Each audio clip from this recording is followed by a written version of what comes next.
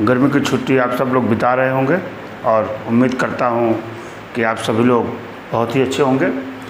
आज हम लोग पढ़ेंगे एनसीईआरटी की लेसन नंबर 8 तो कहते हैं ट्रिग्नोमेट्री को पढ़ेंगे हम लोग।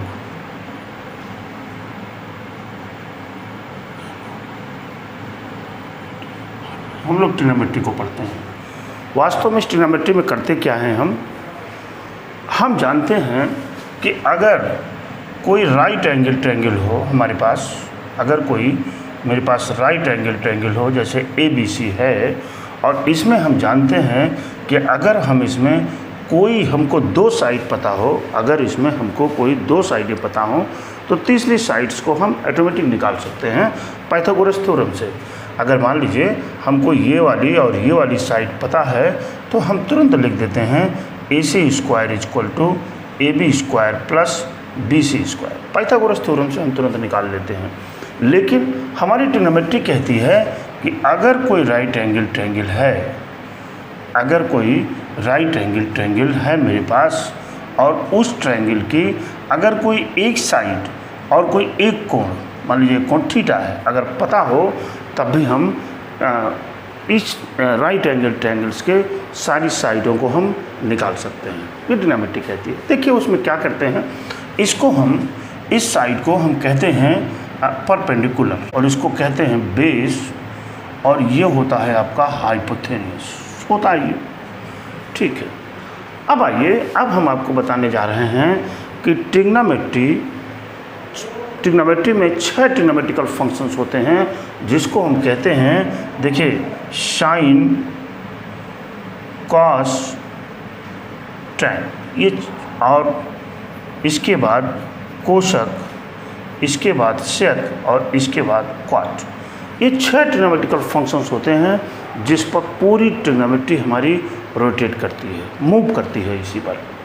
ठीक है, अब आइए, हमारे पास अगर मान लीजिए हिंदी मीडियम के बच्चे पढ़ते हैं तो ये लाल बटे कक्का, ये लाल बटे कक्का, लाल बटे कक्का का मतलब होता है, मान लीजिए ये कोई राइट एंगल ट्रायंगल आपका है ABC, तो ये कहते हैं इसको आधार, और ये होता है आपका लंब, और इसको कहते हैं कोण। इसमें पहला अक्षर A से है, इसमें पहला अक्षर L से है, और इसमें पहला अक्षर K से है। कैसे है, तो लाल अपन कक्का, और इसका सीरियल होता है साइन कॉस टैन, ऐसे बोलते हैं साइन कॉस टैन।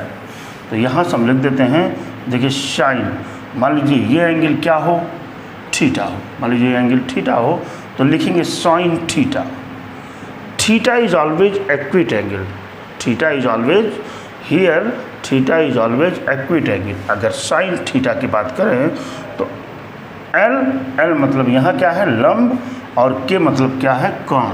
तो यहाँ हम लिख देते हैं लंब बटे कोण। और अगर मैं इसके हिसाब से देखूँ परपेंडिकुलर, हाइपोथेन्यूस और बेस से, तो यहाँ पर हो जाता है PBP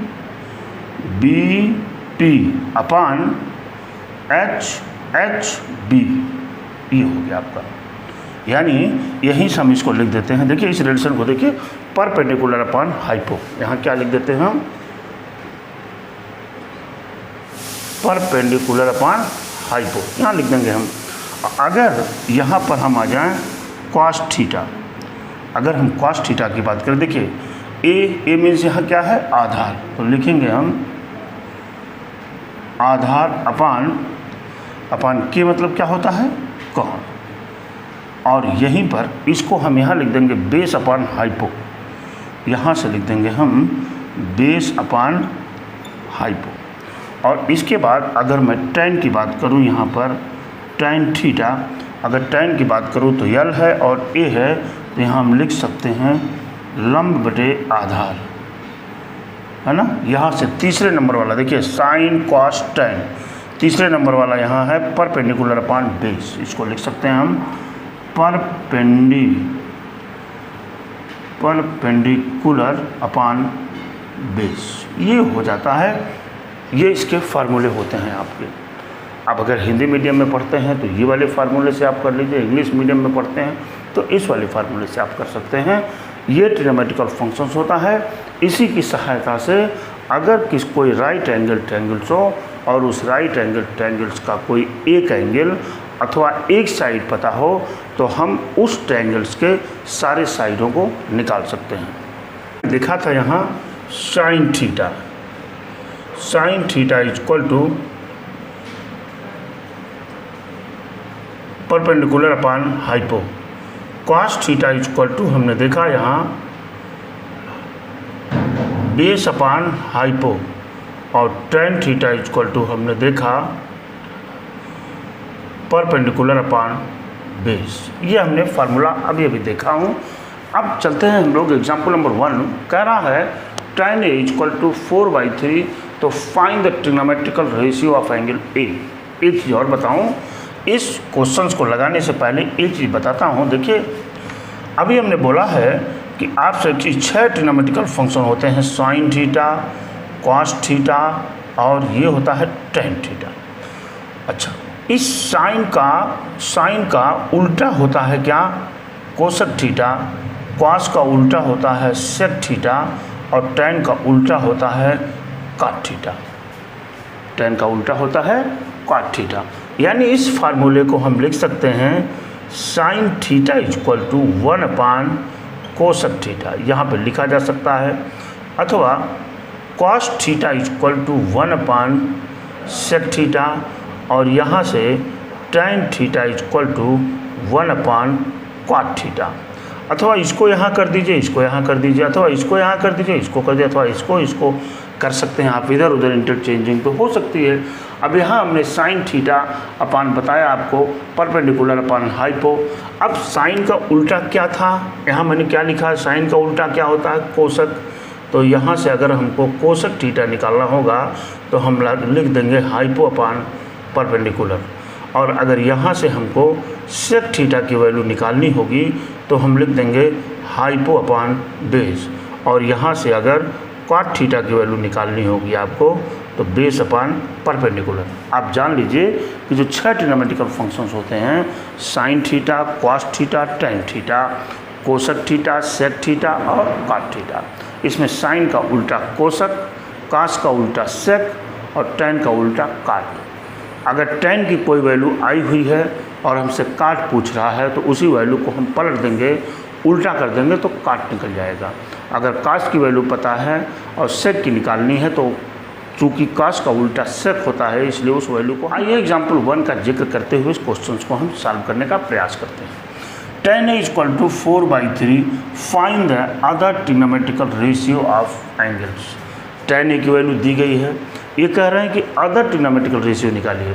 अदर का मतलब क्या निकालना है आपको, इसमें निकालना हुआ है आपको sine A, cos A, tan A है ही, इसके बाद कोसेक ए और सेक ए और कॉट ए। ये वैल्यू आपको निकालनी है, इतने की ये वैल्यू आपको निकालनी है। पता क्या है आपको कि tan A इक्वल टू 4/3। चलिए देखते हैं। यहाँ पर हमने एक राइट एंगल ट्रायंगल्स ऐसे मेजर कर दिया, बना दिया, यहाँ पर लिख दिया नाम ए, यहाँ लिखिए ABC, और ये एंगल, ये इस एंगल की बात कर रहा है, tan A की बात कर रहा है। ठीक है, हम जानते हैं क्या कि tan A इक्वल टू क्या होता है, परपेंडिकुलर अपॉन बेस, और ये परपेंडिकुलर अपॉन बेस किसके इक्वल दिया हुआ है, 4π/3। यानी परपेंडिकुलर कितना हो गया, 4 हो गया। अब बेस कितना हो गया आपका, 3, ये मिल गया आपको। अब जानते हैं कि अगर हम पाइथागोरस निकाल दें, अगर हम यहाँ पर AC इक्वल टू निकालने का प्रयास करें तो ये मिल जाएगा 4 का स्क्वायर प्लस 3 का स्क्वायर यानी √16 प्लस 9 यानी √25 इक्वल टू क्या मिल जाएगा, 5। यानी इस साइड्स की वैल्यू आ गई क्या, 5 आ गई। अब इन्होंने क्या कहा कि ज़रा साइन ए बता दीजिए, तो आप आते हैं साइन ए। साइन ए बराबर हमने क्या लिखा है, परपेंडिकुलर अपॉन हाइपो, तो ये होता है परपेंडिकुलर अपॉन हाइपो। परपेंडिकुलर कितना है, 4, और हाइपोथेनियस कितना है 5, साइन ए की वैल्यू हो गई 4/5। ठीक है, अब हम काश की वैल्यू निकालते हैं। काश की वैल्यू जब हम चलाए तो यहाँ पर लिख रखा हूँ हम बेस अपान हाइपो। बेस कितना है 3 और हाइपो कितना है 5 हो गया। और इसके बाद tan ए की वैल्यू तो आपको पता ही है। अब कोसक ए की वैल्यू निकालते हैं। कोसक ए जानते हैं कि कोसक ए जो है साइन का उल्टा होता है, तो कितना हो जाएगा 4/5/4। अच्छा, मैंने कहा कि ज़रा सेक ए की वैल्यू निकालिए। आप जानते हैं कि सेक ए कॉस ए का उल्टा होता है, तो वैल्यू कितनी हो जाएगी 5/3। अब हमने कहा कि ज़रा कॉट ए निकाल दीजिए, तो आपने कहा कि कॉट ए जो है tan का उल्टा होता है, तो यानी ये हो जाएगा 3/4। This is your answer. इस तरह से हम ट्रिग्नोमेट्री के सारे क्वेश्चंस को लगा देते हैं। ये चैप्टर नंबर 8 है आपकी NCERT का, चैप्टर नंबर 8 है ये। एग्जाम्पल 2 की बात कर रहे हैं ये। If angle B and angle Q are acute angle such that sine B equal to sine Q, then prove that angle B equal to angle Q. इसकी बात कर रहे हैं ये, देखते हैं। चलिए, साइन बी यानी इस एंगल की बात कर रहे हैं, साइन क्यू यानी इस एंगल की बात कर रहे हैं। यानी ये बेस होगा, ये परपेंडिकुलर होगा, ये हाइपो होगा। यहाँ पर ये बेस होगा, ये परपेंडिकुलर होगा, ये हाइपो होगा। ठीक है, चलिए हम यहाँ पे निकालते हैं साइन बी इक्वल टू, जानते हैं कि साइन थीटा इक्वल टू क्या होता है, परपेंडिकुलर अपान हाइपो। तो यहाँ पर होता है sine B equal to perpendicular upon hypo से क्या हो जाएगा परपेंडिकुलर। परपेंडिकुलर का मतलब हो जाएगा AC और हाइपो का मतलब हो जाएगा क्या AB। किसके लिए, इन ट्रायंगल ACB के लिए। ठीक है, और इसके बाद हम यहाँ पर साइन Q की बात जब हम करेंगे तो साइन Q बराबर भी होता है perpendicular upon hypo. This will be equal to, यहाँ पर क्या है PR अपान क्या PQ, PR upon PQ। Given that, दिया क्या है आपके पास, गिवन दैट है आपका कि sine B equal to sine Q, ये तो गिवन है यहाँ पर। तो sine B equal to sine Q अगर गिवन है तो हो जाएगा AC upon AB equal to PR upon PQ। This may be written as AC upon PR, हमने PR को यहाँ कर दिया, AB को वहाँ कर दिया, equal to AB upon PQ। जानते हैं AC upon PR, AC upon PR ये दिया हुआ है, AB upon PQ, AB upon PQ ये हो गया। अगर हम किसी तरह से ये अपान ये कर दें, इतना अपान इतना, है ना। अच्छा, इसको आप के कह दीजिए। क्या कह दिया हमने कि इसका नाम हमने दे दिया कि ये के है। बड़ी अच्छी बात। इक्वेशन 1 की बात कर लेते हैं। ठीक है, अब हम यहाँ पर BC निकालते हैं। BC इक्वल टू, देखिए ध्यान दीजिएगा, BC equal to under root, BC equal to under root क्या मिलेगा AB स्क्वायर, देखिए AB square minus AC square हो गया। और यहाँ पर अगर हम RQ निकालने का प्रयास करें तो RQ इक्वल टू हो जाएगा PQ square minus PR square. ठीक है, अच्छा ये तो हो गया। ठीक है, अब मैं यहाँ पर देखिए, मैं यहाँ पर करता हूँ आपका BC upon RQ। This will be equal to हो जाएगा under root AB square minus AC square upon under root देखिए PQ square minus PR square. बड़ी अच्छी बात। AB यहाँ से देखिए, अगर इक्वेशन फर्स्ट का नाम मैं ले लूँ, अगर मैं इक्वेशन फर्स्ट का प्रयोग करूँ तो ए बी इक्वल टू हो जाएगा के पी क्यू। देखिए यहाँ से के पी क्यू, तो यहाँ पर हम लिख सकते हैं अंडर रूट, देखिए ध्यान दीजिएगा, ए बी स्क्वायर की जगह पर क्या लिख सकते हैं, k square P Q square minus A C की जगह पर हम क्या लिख सकते हैं, k square P R square, P R यहाँ चला जाएगा तो लिख सकते हैं यहाँ k square P R square upon under root मिलेगा आपको P Q square minus P R square, मिल गया।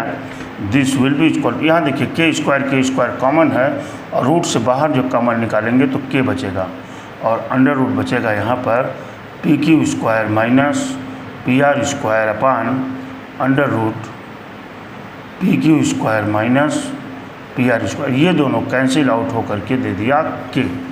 It means B C upon R Q बराबर के। इक्वेशन 2 लिखेंगे from equation first and second से। अगर इक्वेशन फर्स्ट और सेकंड को हम कंसिडर करें तो मिल जाएगा क्या, A C upon P R equal to A B upon P Q equal to B C upon R Q. So इसलिए so we can say that हम क्या कह सकते हैं, A C B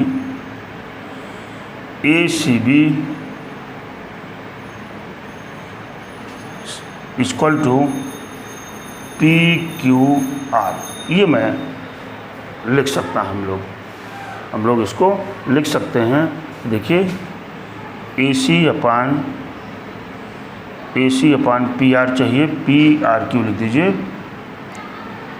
P R Q है ना, ए C upon P R, फिर A B upon P Q और B C upon R Q. ठीक है, देखिए ए सी समरूप to similar to triangle A C B similar triangle P Q R. अगर इस तरह से हो जाएगा तो all the angles are equal, इसलिए all the angles are equal, इसलिए सारे एंगल यहाँ पर क्या हो जाएंगे, लिखेंगे यहाँ पर चूँकि लिखेंगे since triangle A C B similar triangle P R Q, hence we can say that all the angles of triangles correspondence angle, hence all the correspondence angle, hence all the correspondence angles will be equal, hence angle B is equal to angle Q. This is your answer. Prove होगा। बहुत this question is very easy, बहुत easy था। Example third है, consider A C B is right angle triangle at C. एक triangles बनाते हैं, देखिए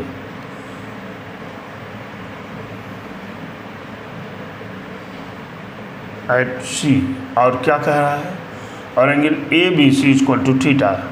तो ए बी सी लिखा हुआ है right angle triangle at C, C तो राइट एंगल ट्रायंगल हो गया, इन विच अच्छा A B equal to 29, A B equal to 29 है ये, बी सी इक्वल टू 21 है ना, and A B C equal to theta, और ये एंगल क्या है, थीटा है। तो डिटरमिन द वैल्यू ऑफ इतने का करना है आपको। ठीक है, हम पाइथागोरस लगा करके ए सी की वैल्यू ले लेते हैं। यहाँ लिखेंगे A C equal to under root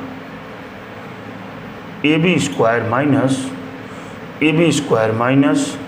B C square, this will be equal to under root,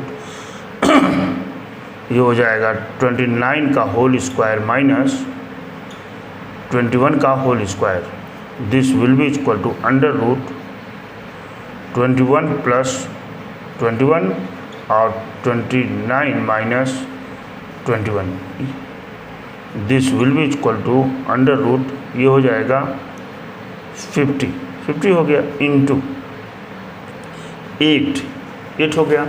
आइए यहाँ पर देखते हैं हम लोग, AC equal to under root 50 into 2 into 4, ये हो जाएगा अंडर रूट 100 इंटू 4, यानी 100 का स्क्वायर रूट 10 और 2 का स्क्वायर रूट 2 यानी 20, यानी यहाँ पर AC की वैल्यू क्या हो गई आपकी 20। अब हम यहाँ पर cos थीटा की वैल्यू को कंसिडर कर लें। देखिए cos थीटा इक्वल टू, है ना, cos थीटा इक्वल टू, देखिए मैंने क्या बोला था आपको, P B P H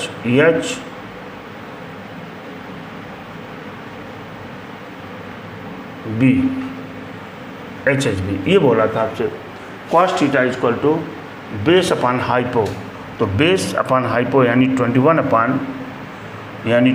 upon 29 हो गया। साइन थीटा इक्वल टू ये हो जाएगा 20 अपॉन 29, ये मिल गया आपको 20 अपॉन 29।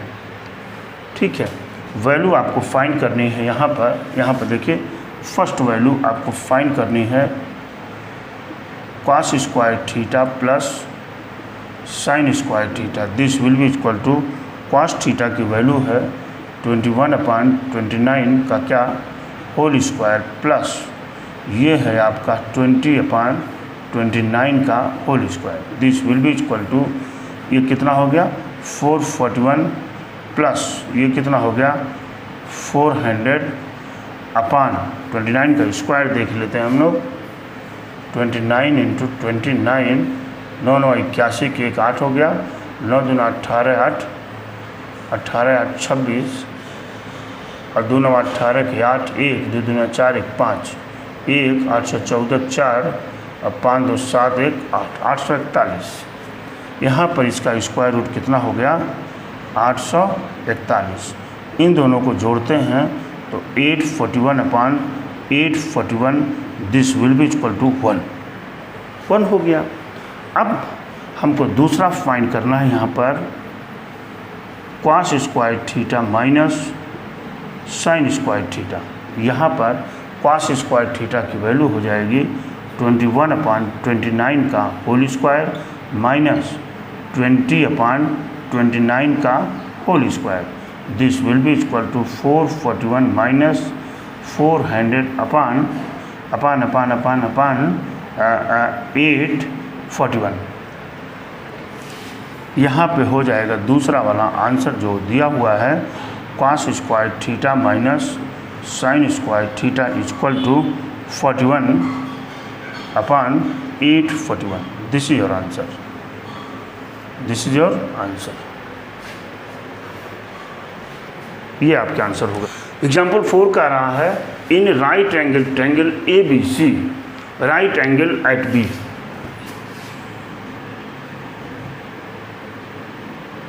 एक राइट एंगल ट्रायंगल है ABC जिसमें राइट एंगल ट्रायंगल ये है। हम इसको ऐसे लिख लेते हैं AB और C, बताते हैं क्यों, ठीक है, at B।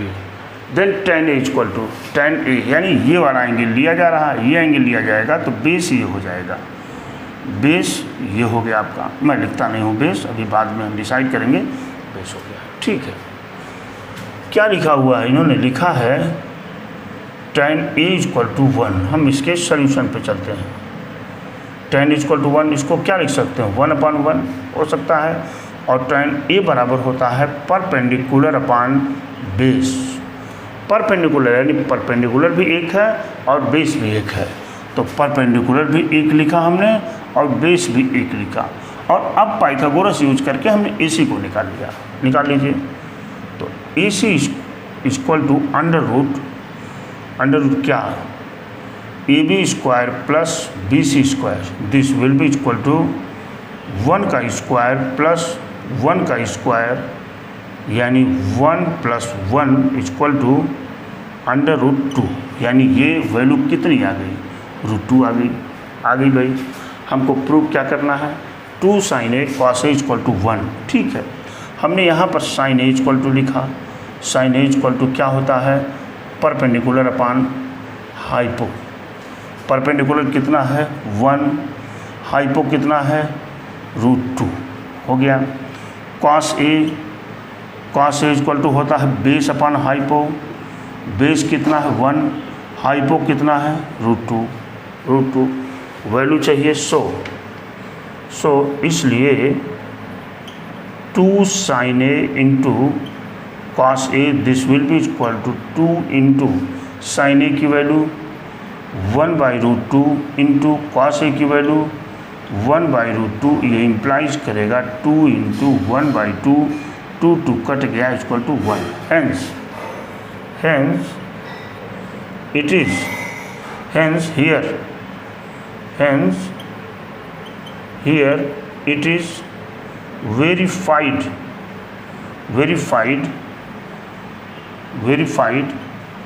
2 sin A into cos A equal to 1, proved. Example 5, in triangle OPQ right angle triangle at P। देखिए ये हमने एक ट्रायंगल बनाया, यहाँ पर हमने एक ट्रायंगल बनाया ऐसे। आप मालूम है कि ये P वाला एंगल जो है वो राइट एंगल है, तो यहाँ पर हमने O लिख दिया और यहाँ पर हमने क्या लिख दिया, Q लिख दिया, ठीक है। OP equal to 7 centimetre, OP की वैल्यू क्या है 7 सेंटीमीटर है। और उन्होंने दिया है OQ minus PQ equal to 1, ठीक है। बड़ी अच्छी बात। तो determine the value of sine Q and cos Q की वैल्यू बतानी है आपको। अच्छा, आपको गिवन क्या है, एक चीज़ यहाँ पर और गिवन है, आपका गिवन है OQ minus PQ equal to कितना दिया हुआ है 1, ठीक है। The value of sine Q and cos Q, यहाँ से लिखते हैं हम OQ स्क्वायर, आइए पाइथागोरस लगाते हैं, OQ स्क्वायर बराबर हो जाएगा ये OP स्क्वायर प्लस क्या PQ स्क्वायर, ये हो गया। अच्छा, OQ स्क्वायर इक्वल टू, अगर मैं यहाँ OQ बराबर, अगर मैं यहाँ OQ इक्वल टू लिखना चाहूँ तो 1 प्लस PQ लिख सकता हूँ इसको, OQ 1 प्लस PQ लिख सकता हूँ। देखिए OQ की जगह पर हमने लिख दिया 1 प्लस PQ का होल स्क्वायर इक्वल टू क्या हुआ, OP square plus PQ square, हो गया। 1 plus PQ square plus 2PQ, ठीक है। 2PQ equal to OP square plus PQ square. अच्छा, 1 प्लस PQ कर दिया यहाँ पर। अच्छा, ये यहाँ से ये PQ रिमूव हो गया, बचा क्या 1 प्लस 2PQ बराबर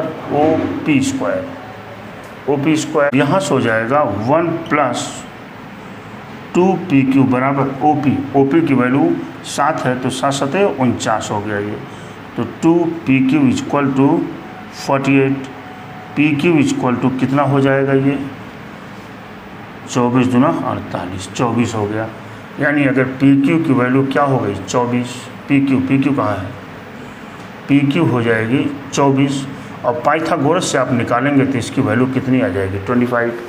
अच्छा, पूछ क्या रहे हैं, ये साइन Q पूछ रहे हैं, ये आपसे साइन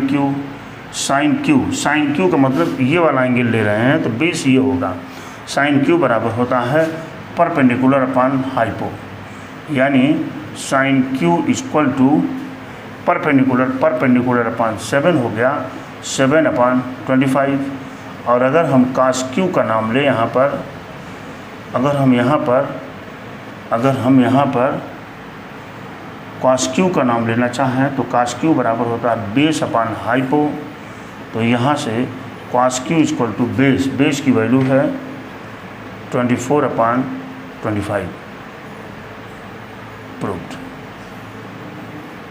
इस तरह से हमारा ट्रिग्नोमेट्री का फर्स्ट एक्सरसाइज से रिलेटेड जो भी एग्जाम्पल्स थे, एग्जाम्पल्स 5 एग्जाम्पल थे आपके NCERT में, उसको हमने यहाँ पर सॉल्व कर दिया है। अब अगले टर्न पर हम लोग एक्सरसाइज 8.1 को देखेंगे। Thank you very much.